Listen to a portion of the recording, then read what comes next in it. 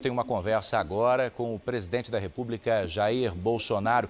Ele está no Palácio da Alvorada e conversa comigo por teleconferência, portanto, pela internet. Eu quero agradecer muitíssimo a sua presença conosco aqui no Domingo Espetacular. Como vai o senhor, presidente? Tudo bem, graças a Deus. Eu que agradeço a oportunidade para me dirigir à nação brasileira.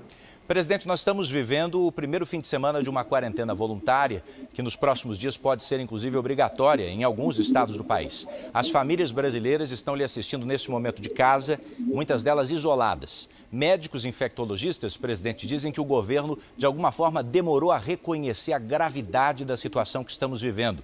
O que o senhor tem a dizer sobre isso? Olha, desde quando nós resgatamos os brasileiros lá na China, o Brasil, os nossos ministros, nosso governo vem tomando as providências. Nós trabalhamos, todos os ministros conversam entre si e várias medidas foram tomadas, em especial também junto à economia. O nosso ministro Henrique Mandetta, da Saúde, já vinha providenciando respiradores, abertura de leis de UTI, fazendo contato com os demais integrantes aqui do nosso governo para esperar o momento dessa gripe vir ao Brasil, porque nós sabíamos que ela viria ao Brasil. Agora, as pessoas que reclamam de mim, que não tomou providência, tenham tomado providência, como, por exemplo, aí o senhor governador de São Paulo, tem que lembrar que no dia 23 de fevereiro, ele estava na Sapucaí, no Rio de Janeiro. Logo depois, 8 de março, dia da mulher, teve uma corrida da mulher em São Paulo, ele estava lá com 18 mil pessoas ao teu lado.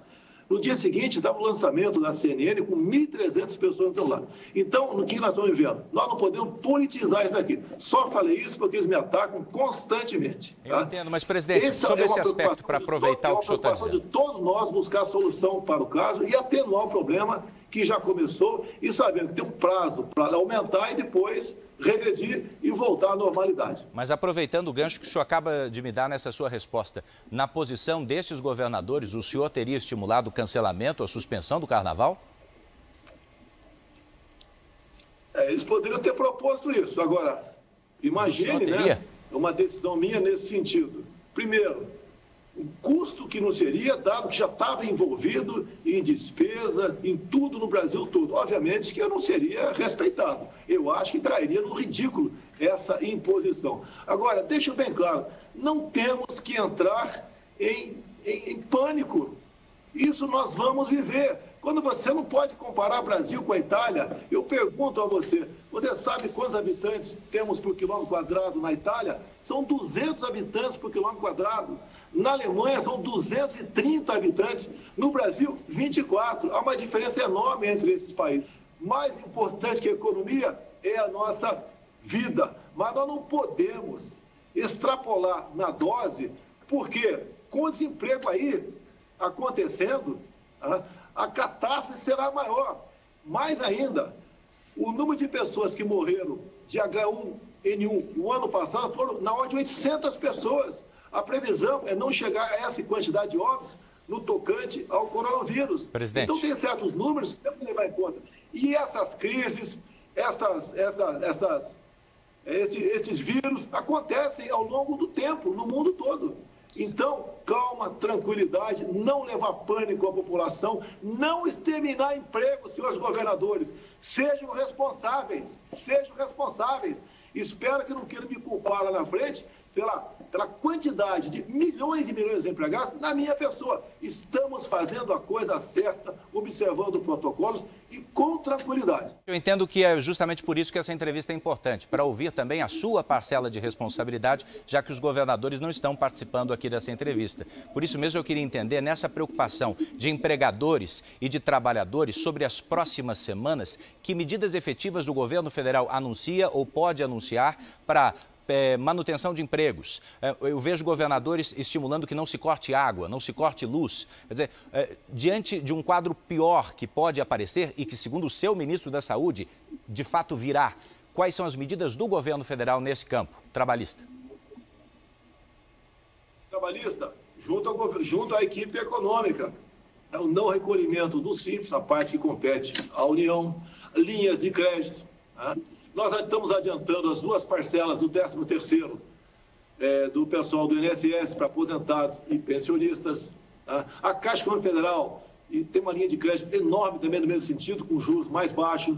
Então, essa série de medidas, tá, vão fazer alguma diferença. O senhor trabalha com alguma projeção de números? Diferentes organizações, algumas financeiras?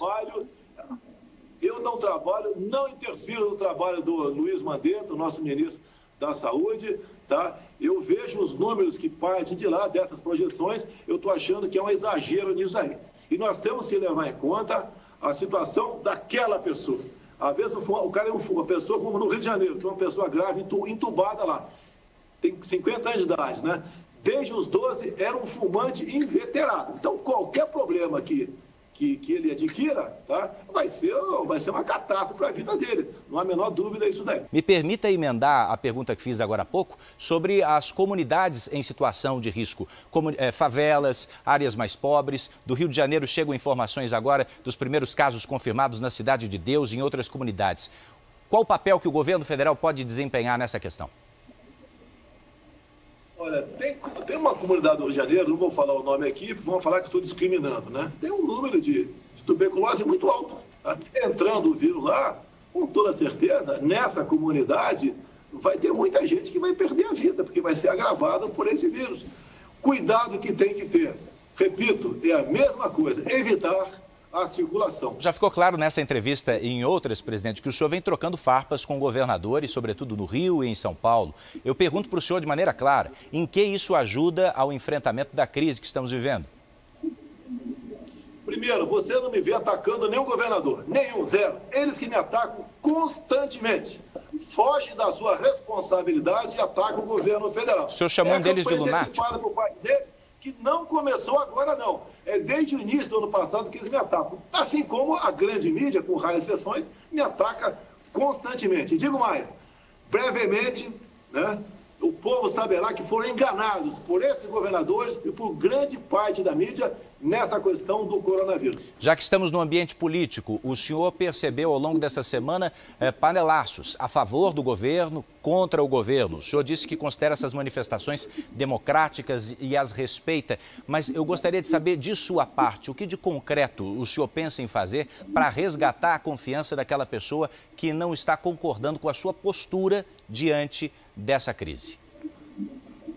Não estou preocupado com a minha popularidade, se vou estar bem ou não. Até porque ninguém acredita em pesquisa no Brasil, não estou preocupado com isso. Esses panelaços foram incentivados, né, antes de acontecer, pela Globo. A TV Globo botou várias vezes no ar dizendo que naquele dia, no dia seguinte, teve uma manifestação contra o presidente Jair Bolsonaro, endossada pela revista Veja, que fez campanha também, entre outros órgãos de imprensa. É uma campanha deslavada, é uma campanha descomunal, absurda, contra o chefe de Estado, que simplesmente, né, teve a coragem de cortar a propaganda dessas grandes empresas. Acabou a mamata para eles, querem me tirar de qualquer maneira.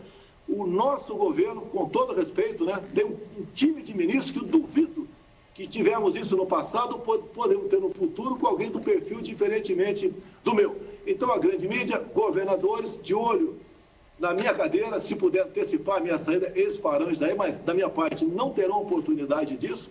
Nós vamos continuar fazendo nosso papel. Não é discutir quem está bem ou quem não está bem diante de panelaços armados pelo sistema Globo. Se for armar um panelaço, se alguém quiser armar um panelaço contra a Globo à noite, o Brasil vai se transformar aqui numa caixa de som. Tá? Exatamente diferente do que eles pregam, acontece com o meu governo. Estamos fazendo nosso trabalho despreocupados com a minha popularidade. A minha popularidade é o que menos interessa. Eu quero, se Deus quiser, no futuro, entregar um Brasil muito melhor para quem me suceder do que eu peguei em janeiro do ano passado. Me permita trazer de volta o assunto para essa crise, para a pandemia que estamos vivendo. Vamos falar da vida das pessoas. O senhor falou aqui sobre os receios em relação a desabastecimento. O que o governo federal tem feito para enfrentar isso, para lidar com isso? É se preparando, como? É comprando equipamento hospitalar, fazendo videoconferências, conversando. Daqui a pouco eu tenho hoje, domingo, uma videoconferência com o governador, com o prefeito de 20 grandes cidades, ao lado do ministro da Saúde, vendo o que eles precisam. Estamos fazendo um contato direto com os prefeitos, porque lá é que o povo vive, e não na fantasia de alguns governadores. Então, esse é o nosso trabalho, e acalmar a população. Evitar que o pânico chegue no meio da população, porque as consequências serão dramáticas, serão trágicas. E, no momento, já temos um problema. Os governadores são verdadeiros exterminadores de emprego. Parte dos governadores deixam claro, estão exterminando emprego no Brasil. Essa é uma crise muito pior do que o próprio coronavírus vem causando no Brasil e pode causar ainda. Para a gente concluir a entrevista, já agradecendo mais uma vez por o senhor estar conosco aqui nessa noite de domingo, no Domingo Espetacular, qual é a mensagem que o senhor envia ao brasileiro diante desse crescimento exponencial do número de casos? Olha, fé, quem acredita em Deus, orações, tá? Vamos ter paciência, calma, isso passa, não tem como evitar, no momento, não tem vacina, não tem remédio, se bem que, meus parabéns ao Hospital Beto Einstein, que está aqui tomando providências, né, no sentido de avaliar a eficácia da cloroquina nos portadores da Covid-19. Parabéns, se me permite aqui, a indústria farmacêutica Apsen, que produz o hidroxicloroquina, que pode ser o remédio para isso, que disponibilizou toda a sua produção gratuita para atender os necessitados do Brasil. Meus agradecimentos aos laboratórios químico-farmacêuticos do Exército e da Aeronáutica, que vão começar a produzir mais equipamento para enfrentar esse problema. Se bem que, deixe bem claro, está faltando esse remédio nas farmácias e eles são usados para combater a malária, artrite e lúpus. Então, pessoas com esse problema estão com ausência desse remédio.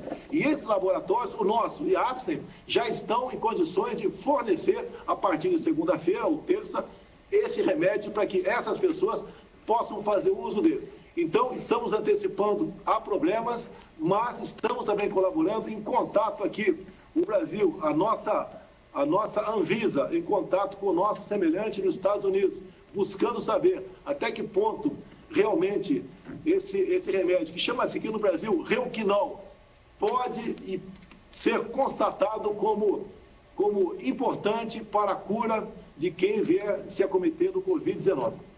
Obrigado pela entrevista, presidente. Obrigado.